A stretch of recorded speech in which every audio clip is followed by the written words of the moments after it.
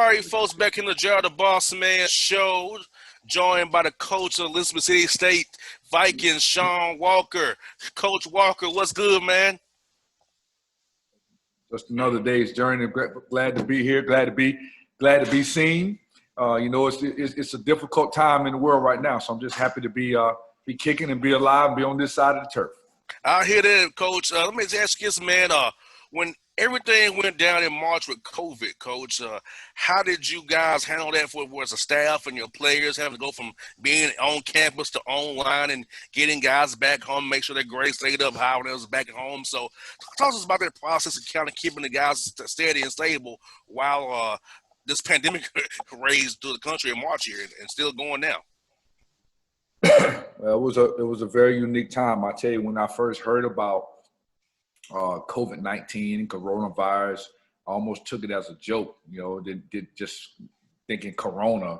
And then as it began to propel, you realize we had something serious going on.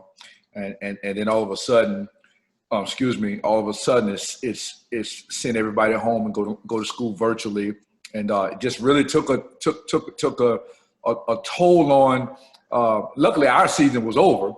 And the CIAA tournament was over, but it just takes a toll on your interaction with your players and kind of the uniqueness of everybody being home and going to school online. So Zoom started then. I mean, first time I heard about Zoom was in March, and everybody's Zooming then and trying to figure out how to communicate and stay socially distant. And so I pretty much would say, just like everybody else, we recruited over Zoom, FaceTime, media and social media took its course, and we try to stay in tune with our players that way, and we're doing the same thing this semester. And you got to get close to academic advisor, because I know that's a key role during this period of time. Having that advisor lead the guys, look at the blackboard, and make sure they're doing their assignments and holding them accountable, man. That role really took a very precedent during this pandemic, that spring semester and summer right there, Coach, for sure, to make sure guys are on point academically as well. Well, in small schools like ours, the coaches are academic advisors. All right, wow. So here this semester, I don't have an academic advisor in the athletic department. So that's part of my role and part of my assistant coaches' roles. We've been given roles to student assistants and volunteer assistants, and kind of tracking what our players are doing on a day-to-day basis, creating schedules for them to sit down and actually study, even though they're studying from afar. Kind of having weekly check-ins, multi-weekly check-ins, trying to make sure that we know what's going on and stay abreast of what's going on with progress reports and assignments being turned in. So you think about academic support for a lot of schools that you probably talk to every day, but you're talking to the primary academic support person at Elizabeth City for men's basketball, because that becomes our task during this particular time. Most definitely. And, and I can only imagine, Coach, during this time trying to figure out scheduling, raising money for the school. And, I'm an HBCU grad myself from Tennessee State, so I know how resources are. HBCU schools are very limited, man, and I can only imagine trying to get games playing some to make sure you guys raise money for school, because what people don't understand about small schools and HBCUs is that men's basketball, women's basketball, and football generate revenue for everybody else. Take care of everybody else, and it's very key to raise that money for non-conference games and stuff. That could set people back in multiple ways on staff and beyond. Yeah, well, right now, it's difficult. You talk about scheduling games. We're doing so more of canceling games. We don't know what the non-conference schedule is going to be like. It seems like at this point that no basketball is going to be played at least until the month of January. The NCAA kind of has workouts on a halt right now. So right now, we really don't know what's going to happen with our season. Our focal point really at this point is not even about playing basketball. It's about, one, keeping everybody safe. Number two, trying to figure out when we will be able to have some athletic-related activity, and probably at the forefront of that is making sure that when we do get an opportunity to play, that everybody is eligible. And so academically, guys being away from school, really staying abreast of what happens on the academic side. And that's very important, Coach, because the main thing is we want to make sure our young kids get a degree, because that degree can take you so much farther once basketball ends, because the ball starts bouncing for us all eventually at some point. You may get in the coaching like you got in coaching, or you may get in the business world or get in the media, but the ball has to start bouncing. You have something to fall back on once the ball stops bouncing for good. Absolutely. Absolutely. And now, Coach, let's talk to the listeners about the D2 level. Tell us the difference between the D2 level and the D1 level. Things for scholarships, how much you can work guys out, and how much resources you guys get. Because I feel like people don't understand how at the lower D1 level and D2 level, there's a lot of stuff they don't realize that goes on for us, finances and the money and the scholarships that differ from the Power Fives or the Group of Five schools that you see in D1 as well. Yeah, that's a great question.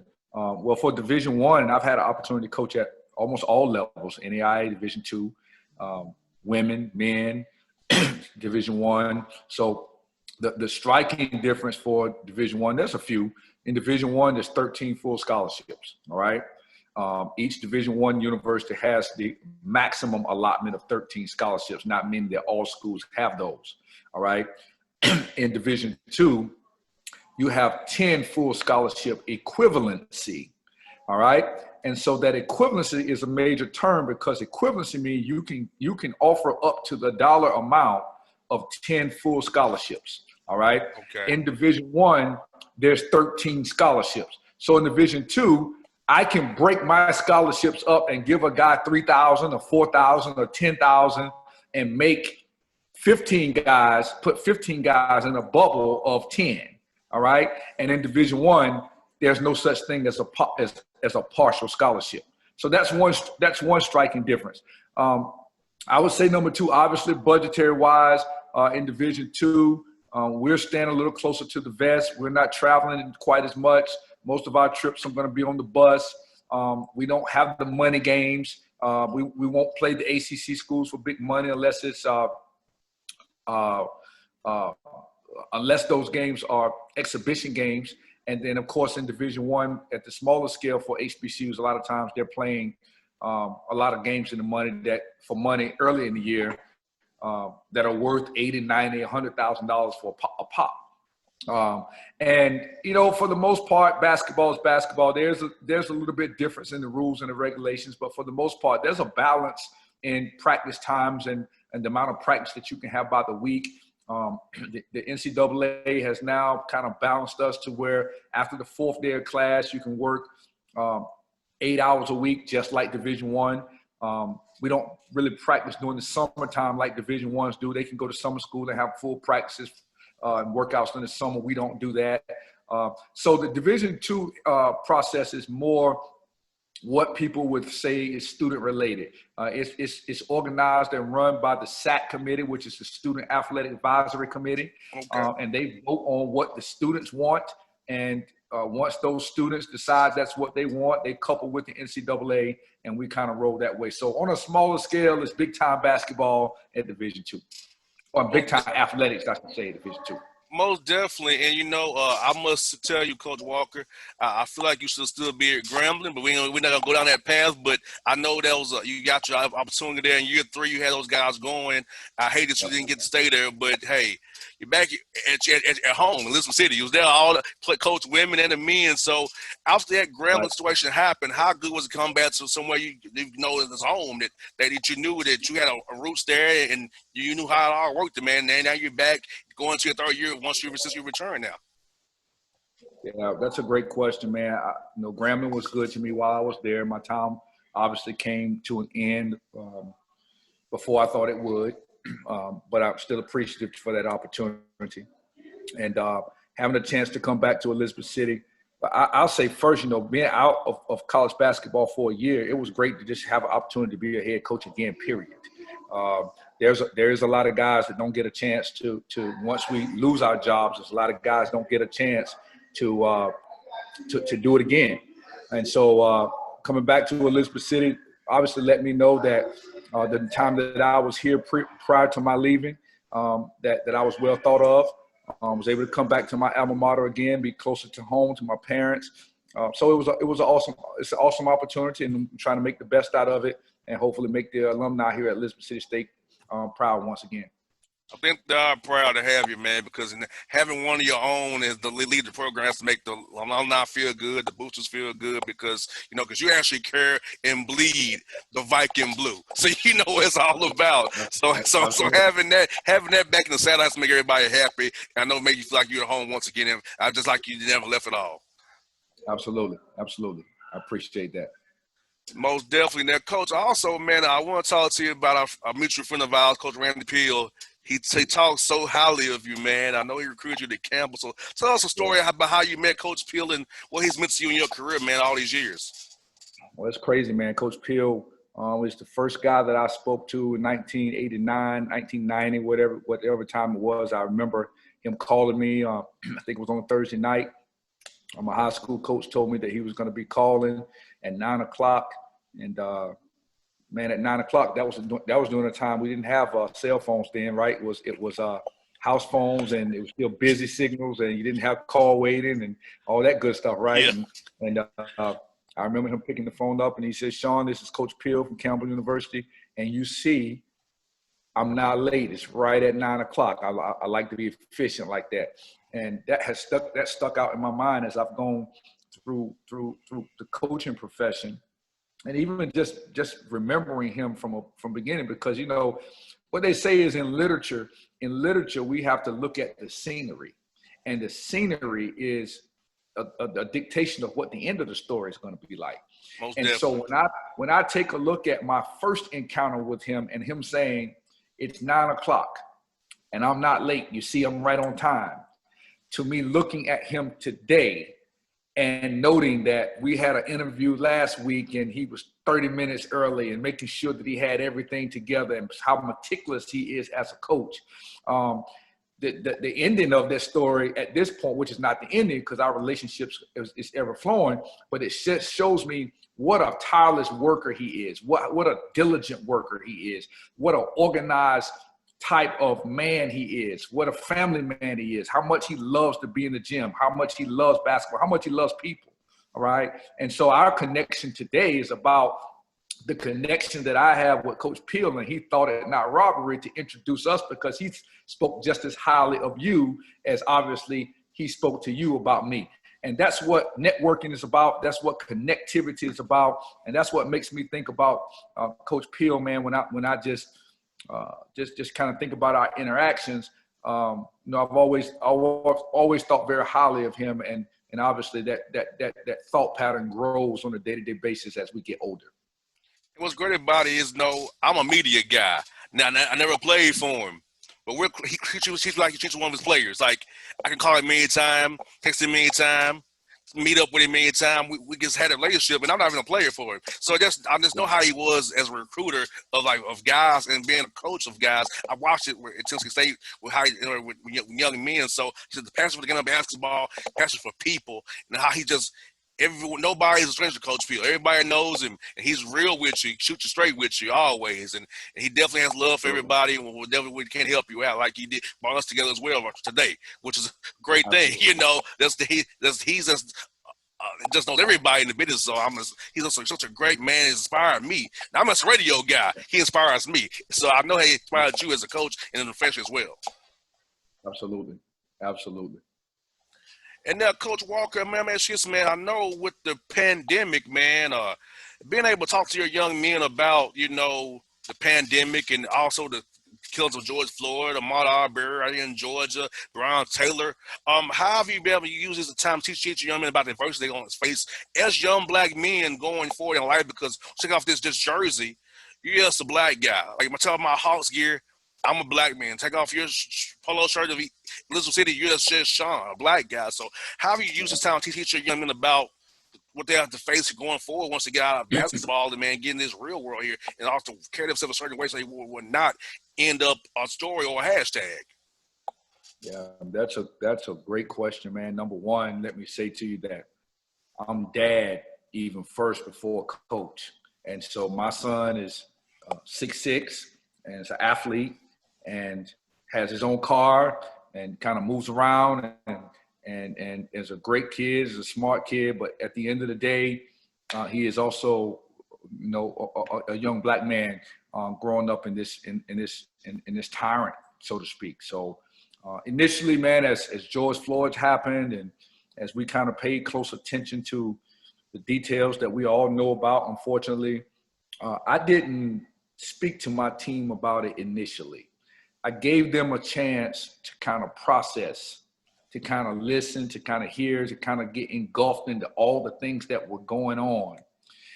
And then after 2 weeks, I came back and said, let's have a small conversation. And I said, I want you guys to process what you think you're seeing.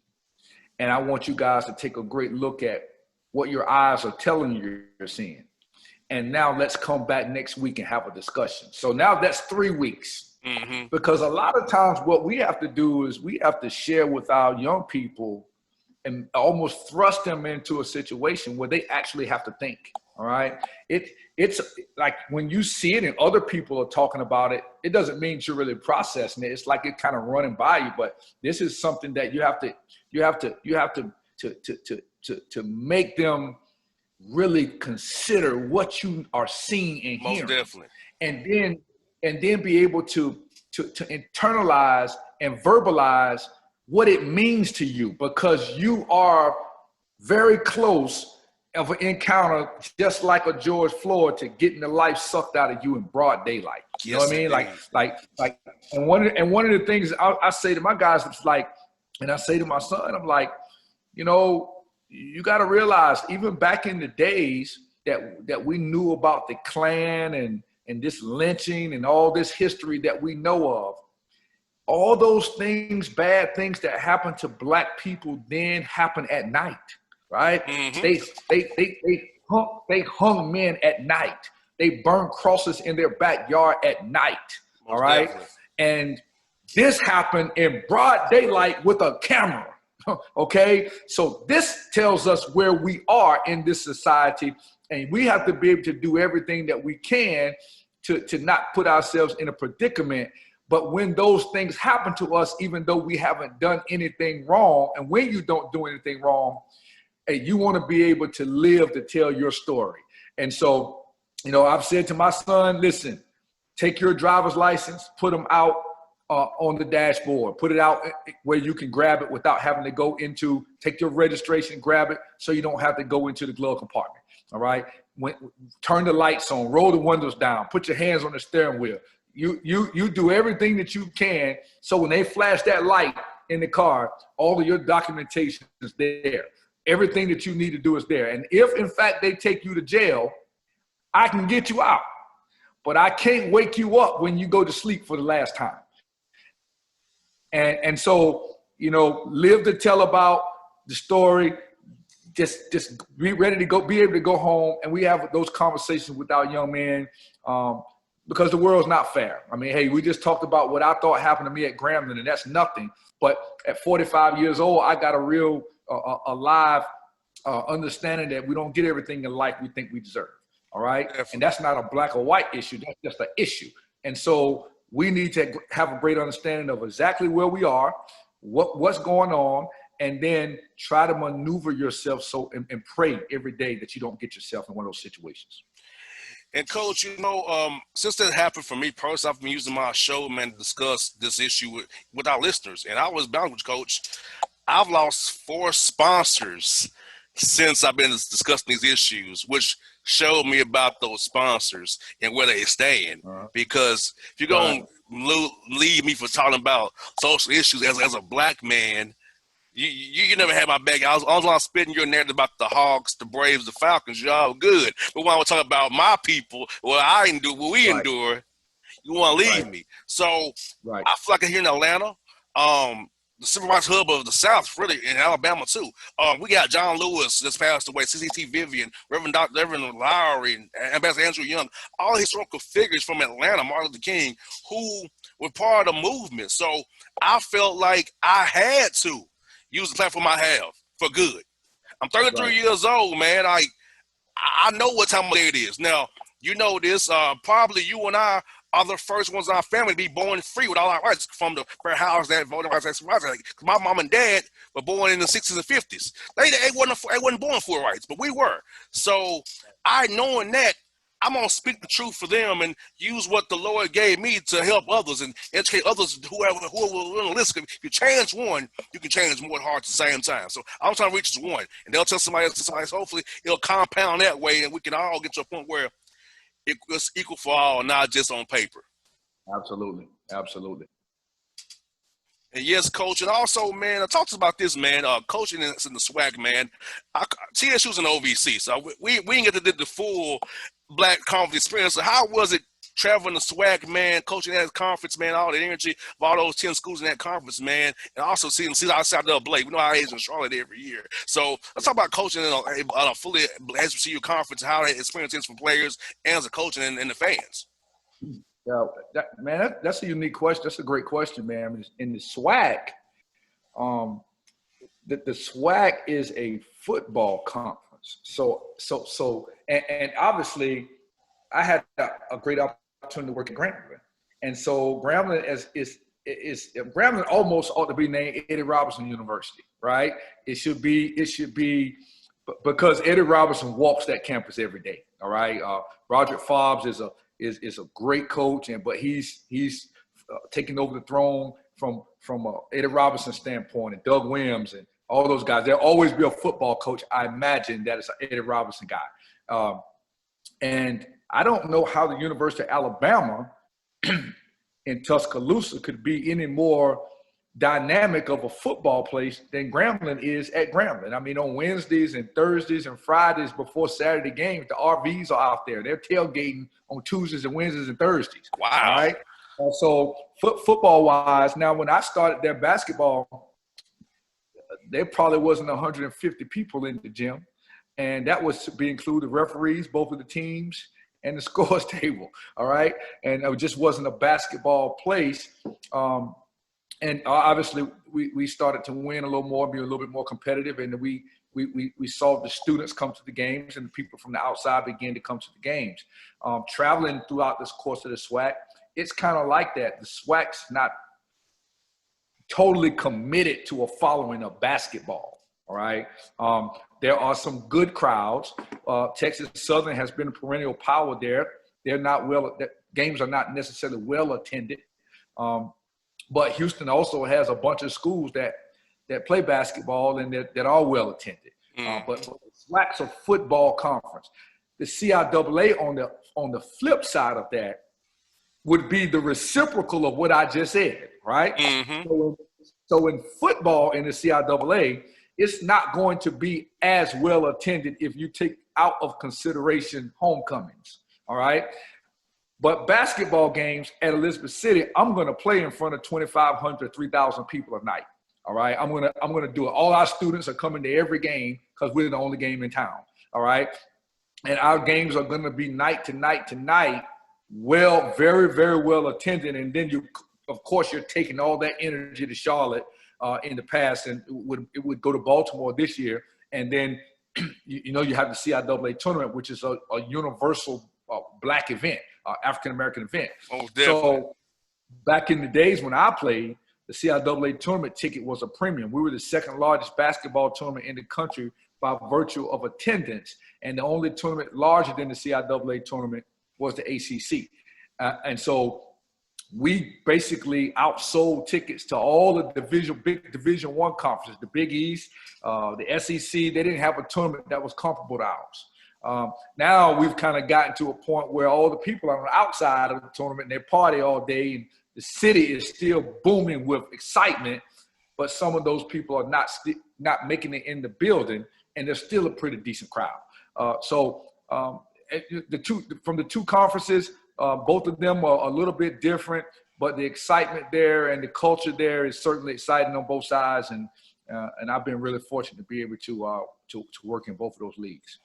Now, how you feel about moving to Baltimore? I'm kind of sad about that, Coach. I wish to stay in Charlotte because right up the road on I-85, easy drive up there, man. Baltimore going to be a little bit of a haul to make it up to Baltimore, man. A little bit of a haul, man. But how you feel about moving up to Baltimore City now, up to Maryland now?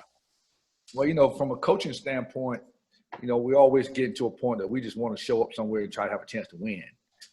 So the location really doesn't matter a lot. Now, from an economic standpoint, from a location standpoint, it's going to be much colder in Baltimore than it is in Charlotte. Definitely. Right? And so, I don't think we're going to get a chance to see what Baltimore is going to present to us this year with this world health crisis that we're dealing with. So it remains to be seen. The conference, obviously, I don't believe, based upon the things that I'm reading, that Charlotte really wanted us back. They didn't fight to keep us. And it's unique because the conference office is in Charlotte. Like, we moved everything to Charlotte, and now we're moving seemingly out of Charlotte. So I don't know if there'll be a plan to go away, to come back, or whatever it may be. There is a short contract with Baltimore. I do know, I think it's only 2 years. And so it doesn't look like we're going to be going to Baltimore this year for a